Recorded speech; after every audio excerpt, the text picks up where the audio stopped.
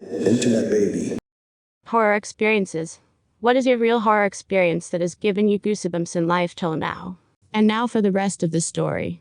She made it to Minnesota and is taped to the brush guard of my Jeep. If anything weird happens, I'm welding her into a steel pipe and sinking it in Lake of the Woods, Hogan wrote. On the Christmas of 2013, a girl who lives in Houston was gifted an Elsa doll, and all was very well, until it wasn't. The doll was supposed to recite some phrases from the movie Frozen, and also sang Let It Go when a button on its necklace was pressed. For 2 years it did the stuff it was supposed to do in English. In 2015, the doll started alternating between Spanish and English. It is a bilingual toy, but randomly anything. That doesn't seem fine. There wasn't a button to change all that, and moreover it was randomly blurting them out. The family has owned the doll for almost 6 years, and they never changed the batteries of it. Never. Emily even said that it would randomly begin to speak or sing, even when it was switched off and kept aside. In December 2019, the family decided to get rid of the doll, but her motivation behind doing that was pure practicality. The family wanted to get rid of their old toys, so that they could make space for new ones before Christmas. The doll was quite old and with shabby marks all over her. Emily's daughter didn't want the doll, so there was no reason to keep it in their house. Donating it would prove useless, so they threw it in the garbage. But as we know, do dolls really stay away, not freaking people out? Nah. Almost 2 weeks later, Elsa was found in their house while looking for some lost stuff. The doll was found at one of the wooden benches in the living room that was cluttered with stuff the family never really used. And this time she spoke entirely in Spanish regardless of what mode she was on. At this point the family did what everyone would do when they see a freaking piece of plastic that randomly fluctuates with the supernatural realm and gets back to them after escaping the garbage truck. She was thrown away instantly without any delay, and this time they made sure it was at the very depths of the garbage in the truck. But guess what? She was again found by Emily's daughter in the backyard, laying along the wall waiting for its welcome. The family has made a final stand against creepy Elsa who loves them but they don't. Not even 0.01%. The doll was mailed, without a return address, to a friend in Minnesota. And when it was being boxed, it giggled uncontrollably. For 30 straight seconds like it was mad. Emily and her husband looked at her with horror-stricken eyes and hurriedly boxed her up, and mailed it off into the unknown. The friend whom Emily mailed away creepy Elsa is Chris Hogan, who added a final update on Facebook. And now for the rest of the story. She made it to Minnesota, and is taped to the brush guard of my Jeep. If anything weird happens, I'm welding her into a steel pipe and sinking it in Lake of the Woods, Hogan wrote. A boy who longs to go back to his stars. I got up to greet my co-worker. Our offices were directly across from each other, and the end of the hall. It was the middle of the dark and cold winter, and I was the last one in the 2-story building. She had left for the night, and I was about to leave myself. I heard the door ding as she left, and it was pitch black outside. Then, the door dinged again, and I rose from my chair to ask her what she had forgotten. Looking down the hall, I was in shock and fear gripped me. Everything happened so fast. A very large man with crazy-looking eyes walked towards me. He was huge, and had to have been about 6'5" or taller. He carted me back into my office, and stood in the doorway as I took my chair. I felt that these would be my last moments, and I knew I would have to find a way to talk him out of whatever plans he had. From his heavy winter clothing and thick boots along with a red face, I assumed he had been waiting. He began to ask me questions, and I instantly knew he was out of his mind. For the next 2 hours we discussed everything from the stock market to how he was going to destroy my body. He would ask about financials one moment, and the next, he would say things like how I was the type of girl that they never find again. He would talk about me in the third person. My cell was face down on my desk, and he would watch me closely as I looked at it. Every time I adjusted, he would get closer. I knew for a fact that if I reached for my cell, I was done. I could almost read that in his eyes. He told me how my body would become so black that it would be lost forever, that he would take me in a plane to nowhere. I went along with everything he said. I knew I had to. I began to inquire how he would dispose of me. My goal was to calm him as much as I could. Then he started talking about the stock market again, and the phone rang. I told him to please let me answer as I could lose my job. He agreed, which still confuses me, but he was truly mad looking. I answered, and it was my sister. I tried to act as if it was a client. I said, "Ma'am, I'm busy and have a client, and I will never be able to have another one for the rest of my life if you don't fill out question 9 and 11. I knew I couldn't be direct with her. I repeated this several times and watched, but it didn't seem to register with him. Unfortunately, it also did not register with my sister, and she hung up. I felt my heart drop. Every time I adjusted in my chair, he got a bit closer, and he would look so angry, almost possessed. He was almost hovering over me at this point. I asked him if he had done this before. He said, again speaking in third person, that many were gone forever. Again, he said girls like me never come back. Then he asked me about financing a home.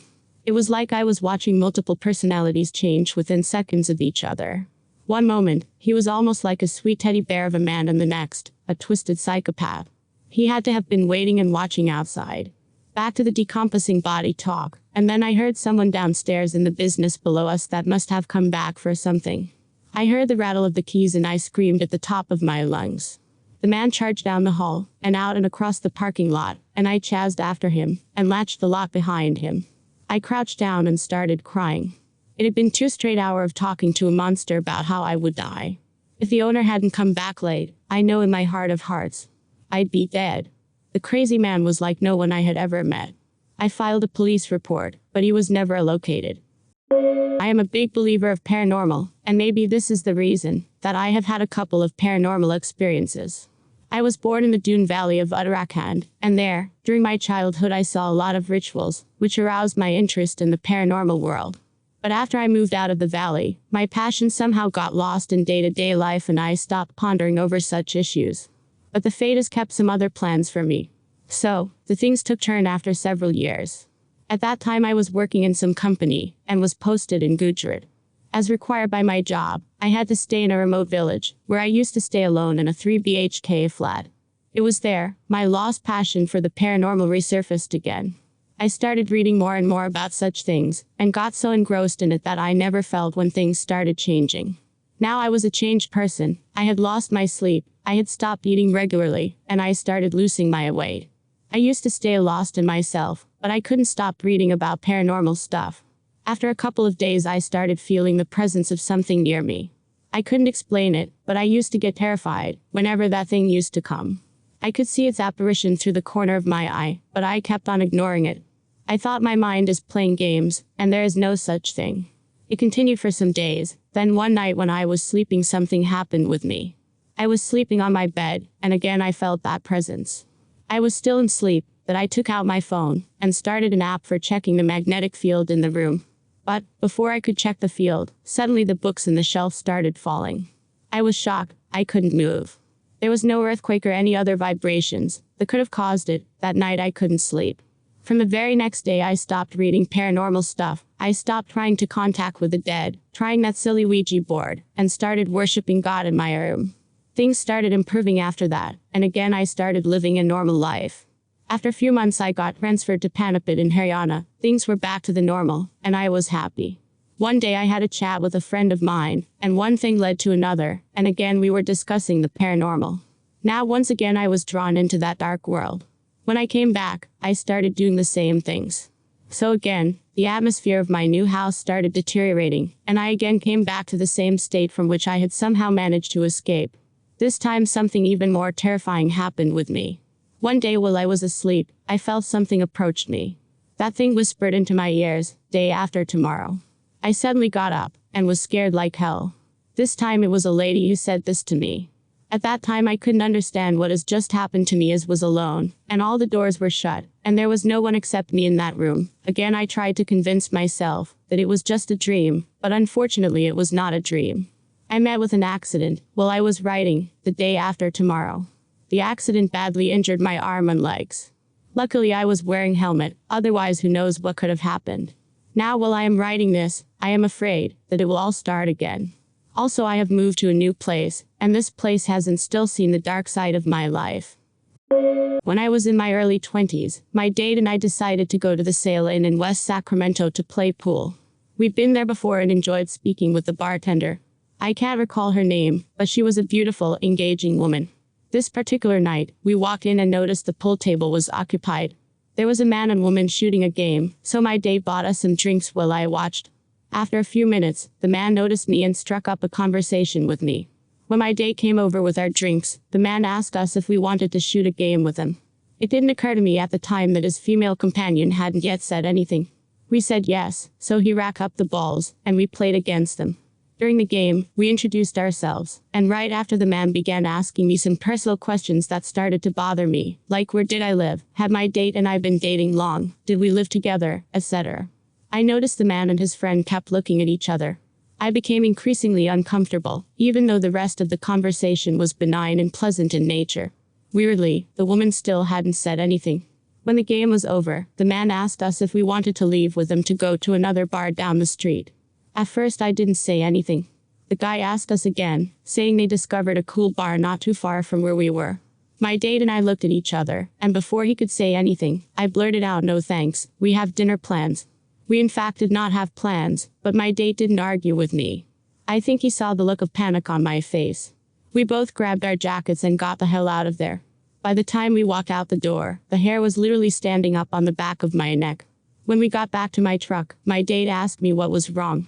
I told him I got a horrible feeling from those people, and just knew we had to get away from them. I told him it was weird that he asked us to leave with him when he didn't check with his date first. He shrugged and said okay. I think he thought I was crazy.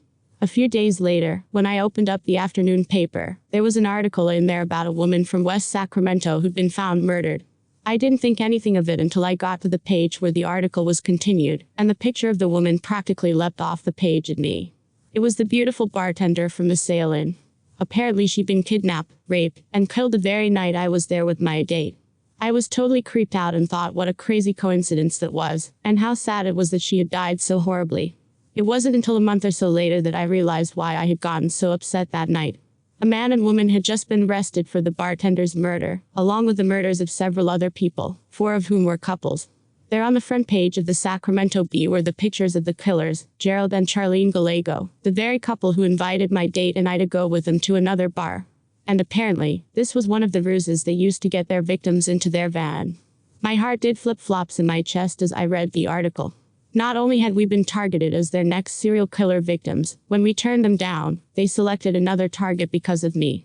I have lived with both relief and guilt all my life because of this.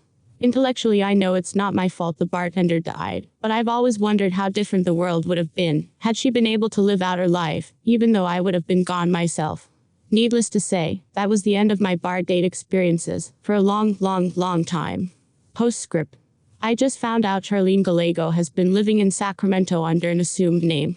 Apparently she was paroled there after serving her prison term. She has been making amends for her horrors by performing works of charity. Gerald Gallego died in prison before he could be executed. I know good old Jerry got what he deserved, but I'm not sure how I feel about Charlene living as a free woman. She claimed on the stand to have been manipulated by Jerry, which is why she went along with the killing spree. Maybe that's why she never said anything in the bar. Maybe she was under his complete control, so much so that she couldn't even speak in public. I would love to have a private chat with her. I have had only one memorable horror experience in my life so far, and although there may be a psychological explanation for this which I haven't came across yet, it really shook me up. Nonetheless, when I was 12 years old, I found myself in the wrong by not going to sleep early that night. I was told by my mother that I was never allowed to sleep in the same bed. My mother, grandmother, and grandfather stayed together as my dad was in the UK, with my grandma at night by myself. I heard from somebody she crossed paths with a bad spirit, but nobody would tell me much about it as I was only 12. I didn't give it much thought, though, as my grandmother loved me a lot, and I always wanted to be around her more than my mom. This day I remember very clearly, even thought it was a long time ago, as the events that happened just pinned to me as a child. I recall my grandmother telling my granddad that her chest felt heavy, and she wasn't feeling too well. My mom kept me close by her side during that day, and as a child I didn't think much of it. My grandmother laid at bed all day. I was watching TV with my granddad. It was around 11 p.m. My mom suddenly called on my granddad to come quickly, and I followed behind. I saw my mom struggling to hold down my grandmother's hands. Her hair was all over the place, and her eyes were scarily wide open. My granddad went and held down one hand, and my mother took the other. She, grandmother, started stomping her feet on the bed violently. I was terrified and curled up next to my mom. She did 7 things. I remember counting. First, she started laughing, in a deep voice that in no way a woman could do by herself. She did this continually for 5 minutes, while swearing out at my mom and granddad. Next, she started moving her eyeballs all over the place and gritting her teeth. They were big. Then she started crying. In a child's voice, she cried and cried just as a little girl would. Then she started swearing again and threatening that she would destroy the whole family and kill everyone. Next, she, or the thing, started shouting. It was a rural area, and everybody was asleep, so nobody heard. The other two things she did I cannot remember, but this lasted till about 12:30 a.m., and all the while my mom and grandpa was trying to stop me from crying, and also trying to handle my grandmother. When the 7 stages stopped, it was as if something left her body, and my real grandmother came back alive. When she woke, she had no clue about what had happened, and was just confused. I couldn't sleep without the lights on, and my mom right beside me for a week straight. I was terrified.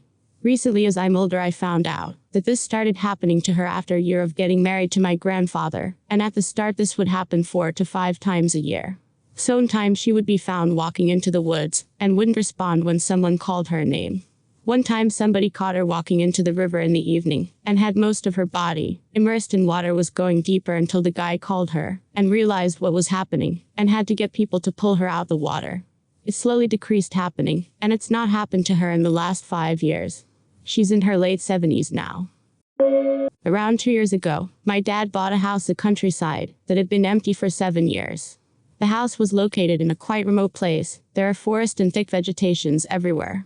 The house was once owned by a man who lived with his only son, as his wife had passed away a couple years ago. The man then died of cardiac arrest, and his 20-something son left away the house and moved out to another city and stayed with his uncle. The house was then handed over to their distant relative, a single living poor old lady, to be taken care of. The son of the owner cut off the electricity because he couldn't afford the bill, so that old lady lived all alone with just a kerosene lamp in hand each night. After a year, she then died of old age, all alone in the darkness, as she was found out to be dead by her neighbors 2 days after her death. The house was then abandoned for another 1 year before it got sold to someone before my dad. The previous owner of the house only stayed there for less than a year. He met my dad at our house and told him that there's something a little bit peculiar about the house, but he didn't explain further what he meant. My dad bought the house anyway because he liked how serene the place was, and it would be a perfect place for our family vacation. Besides, the price bid was great. When I first came to the house with my dad and my brother, it was a huge mess. Broken ceilings, dirty floor, paint wall peeled off, everything was chaos. It would take some time to clean all these up, I said to myself. As further I inspected the house, I saw 2 big mirrors facing each other at the living room's wall. There's long vertical rust on one of them that looked like it's been scratched by some hands. Then I also found out a small pentagram drawing on the wall outside the house. It was drawn by charcoal. It must be a prank pulled by some brats, I thought. The house took 2 months to get cleaned, repaired, and filled up with furnitures. I didn't visit the house again for a long time after that cleaning up stuffs, but my brother did. He went with his friends and stayed over there for 2 days. When he went home, he told me that on second night he stayed there. He saw a woman with really long hair and dressed in white walk past him when was watching TV in living room. It was around 11 p.m., and all his friends were already asleep. He said he couldn't see her face because it's all covered with hair. That woman didn't walk, it's more like she slid past him before she disappeared behind the staircase to the 2nd floor of the house. I didn't believe his story. It was a bull crap, I said him that. Until about 4 months ago, I went there again by myself on weekend to look for a quiet place to stay after a long busy week. It was only 10 o'clock in the morning. I was lying down on my sofa listening some music on my phone. I felt a bit drowsy. When I picked up my phone and changed to a song from Joe Cocker, suddenly its front camera snapped a picture by itself. I heard a clicking sound and saw the screen went blink for a second. I was confused. My phone screen was displaying music player app, power amp, interface, and I was certain there's no way it could took a photo while on it, and there's no such feature on the app.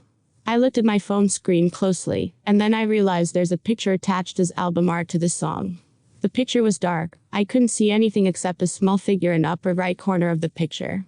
Soon after, when I tried to rotate it 90 degrees clockwise and fix the lighting, I realized the figure was somehow resembling a distorted face of a man.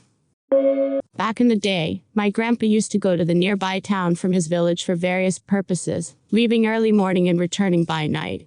The town was about 15 kilometers from the village, and then, the rural areas were not much electrified. Through the outskirts in the fields, it got difficult to see the path and reach village after it got dark. Being a relatively rich man, he had helped many fellow villagers. One such person was Shankar, a farmer, who owed a huge debt to my grandpa. Grandpa had lent him a large sum of money for the marriage of his only daughter, and at a time of dire need. As such, he respected and revered my grandpa with a lot of gratitude. One day, Grandpa got very late while coming back. He couldn't see the road, and lost his way. It being the rainy season, he was finding it difficult to reach the village through the puddles. After toying with the dark for a while, Grandpa was getting very worried when a familiar voice called him from behind. It was Shankar with a lamp in his hand. Shankar immediately told Grandpa to start walking, as he used the lamp from behind to show the path. He strictly told Grandpa not to look back. Not giving it much thought, Grandpa started walking. Throughout the path he conversed with Shankar, asking how his daughter was doing, and how his crops were coming around. They discussed the roads and the rains in the village, and not once did my grandpa look back. Soon, they arrived at the brink of the houses. Shankar left saying he couldn't go any further inside as he had someplace else to go. Grandpa went on by himself, and kept walking until he observed an assembly of people standing, discussing something. When they told him what they were discussing about, Grandpa froze. Shankar had passed away that day. It wasn't someone who had shown him the path. It was something. Shankar had returned from death to acknowledge his debt and provide help to Grandpa when he needed it. I have been meaning to write this from a very long time, but kept on postponing it, mostly because this happened in my family, and very close people were involved. I am changing names due to obvious reasons. I had an uncle. Let's call him Ran. He was my dad's cousin and was very close to us. He didn't believe in supernatural and used to take long walks late in the night without any fear. I also had a cousin. Let's call her Lucy. When Lucy was 9, one day the weather was quite pleasant, and therefore she decided to visit a nearby pond with some friends. As curious as she was the first one to get in the water. The water was muddy, she got stuck and unfortunately drowned. Other kids got scared and ran away. It was too late by the time her parents got to know about the incident.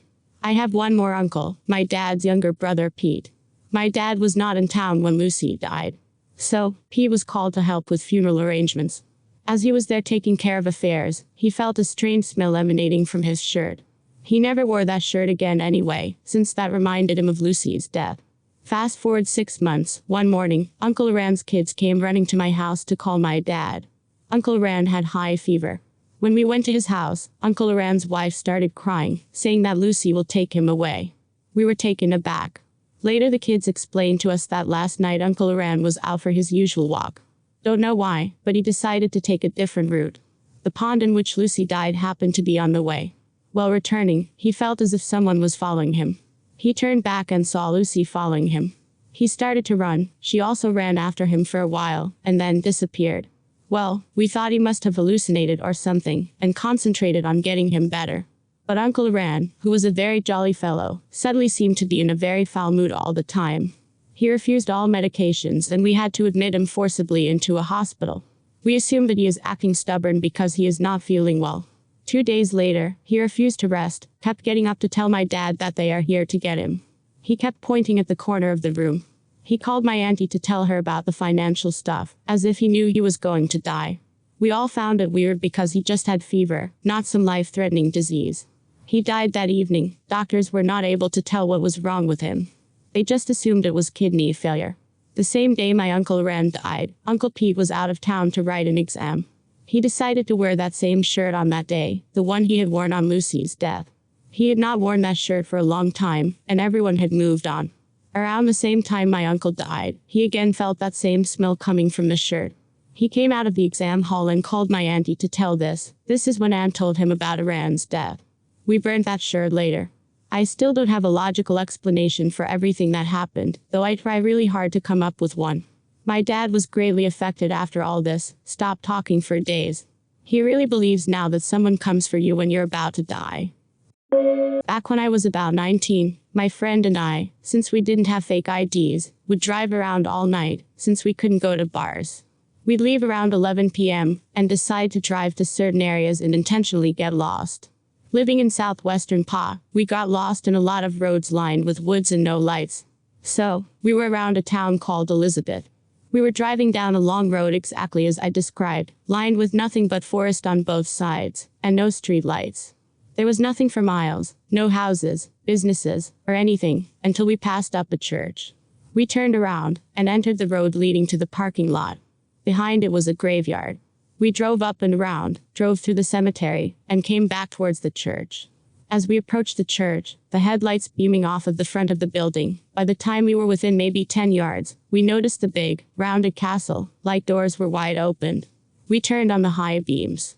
We were staring into the church, looking at the dark room of pews, and an altar with a big crucifix of Christ being crucified. We sat there for several minutes looking. Either someone broke in, or someone forgot to shut the doors. The image of a pitch-dark room of church pews and a giant crucifix were unsettling enough, but that isn't the end of it. Being stupid teenagers, we both got out of the car. We were considering calling the police just to inform them that a church was wide open. I approached it slowly and told my friend to keep the high beams shining into the church as I walked towards the entrance. About 5 yards in, I saw a movement, like a shadow of some sort, in my peripherals. Finally, I saw a head rise from one of the seats and turn around. It was Bald Man. He turned and looked at me, and then stood up and faced us. I backed away and turned back towards the car. I saw my friend gesturing frantically for me to hurry up. I ran and got in. Then I looked up. There was a great big mountain of a man in a hoodie and black pants, marching speedily toward the car down the aisle. We peeled the fuck out and the guy started sprinting towards us, screaming something indecipherable. We drove down the road a ways and called the police. Then after maybe 20 minutes of driving, we called them back to inquire about the situation. They found the doors opened. They informed the owner, who was en route. They said the lock was jimmied, and that they found dirty footprints on the floor, but nobody inside. What creeped us out most was that there was no car or vehicle at that place other than ours. Not anywhere. Someone broke into a church, sat inside of it in the pitch black in the middle of the night, and then ran off into the woods. I prayed nobody came across this guy while they were letting their dog out to pee in their yard. Then again, there were no houses for miles, and he left enough dirt to show tracks, which means he might be some creep living in the woods ready to attack someone. Crazy enough to pray to a huge scary crucifix at 2 a.m. in an abandoned church. That was the one time I actually felt as if I'd been in a horror movie. Creepy shit. I would like to share my experience, which still gives me goosebumps. Okay, to start with, I am not a person who says I am a non-believer in ghosts. On contrary, I think that some kind of negative energy do exist to balance with a positive energy, which people term as God. So, the place where it happened was Coda, where I had been living there for my IA coaching. Anyone who has lived in Coda knows that the food in the mess is awful, and everyone just eats because one has to eat to survive. I also experienced the same, and because of this same issue, I frequently used to have heated arguments with the mess wallas, staff. But one night things were a bit too heated up, and I and some of my hostel mates complained to the landlord that this mess has to be removed. The staffs from the mess at first were very arrogant, but slowly they realized that they were at a lose-lose situation, so they started begging for mercy and started acting innocent. I don't know what had gone into me that day, as I was not at all feeling pity at them, and I just wanted them removed. Finally, majority won, and the mess wallas were literally thrown out of the hostel by 8:30 p.m. By 9 p.m. we were enjoying pizza which we had ordered from Domino's. Everything was going on happily, but then certain things started to happen. I was in my room sleeping, and the time was around 12:30 p.m. when I heard a loud bang at the door. I casually opened the door expecting a hostel mate standing there, but no one. I thought friends are playing a trick on me, so I closed the door and went to sleep. After 10 minutes I heard another bang at the door only, but this time I opened the door with lightning fast speed to catch the guy, but, again, there was no one. By this time, I was literally scared, but still hoping that it is a prank. I closed the door, and this time, I attached my bed close to the door. As soon as I light on the bed there was a bang. And this time I opened the door and ran outside to catch the guy. But there was no one, not even a single guy, and even the lights were off of all the rooms. I checked all the floors to see if someone was awake, but no one really was. I up to this point was very scared, and I ran as fast as I could to my room. I reached my room and closed the doors and tried to get some sleep, but I felt like I was being watched by someone. I was unable to sleep, and slowly things started out turning to be more scary. As I turned to the other side of the bed I could see a very fat man sitting above the mirror. I tried rubbing my eyes, but he was still there. The lights were off so the shadow was not clear, but it was scaring me out. I didn't even have the strength to reach the light board. So, as all Indians do, I started chanting the god's name, and amid that chanting I don't know when, but I slept. The next day I was awakened by some loud noises in the landlord house. So I went downstairs to check out what those noises were about, and then I was terror-stricken. There was a lady shouting, and she kept repeating, "My husband was poor. He had a lot of debts. He was in a lot of pressure. Why did you remove the mess? It was our only source of earning. He committed suicide because of you people." Suicide? How? When? And on asking other people, I came to know that he had committed suicide by 10 p.m., and that too not very far from our hostel. I remember him as a very fat man who was talkative and had an evil grin. Now things were quite self-explained to me. After that I didn't encounter any such incidents till now. I guess he just wanted to have the final laugh by scaring me.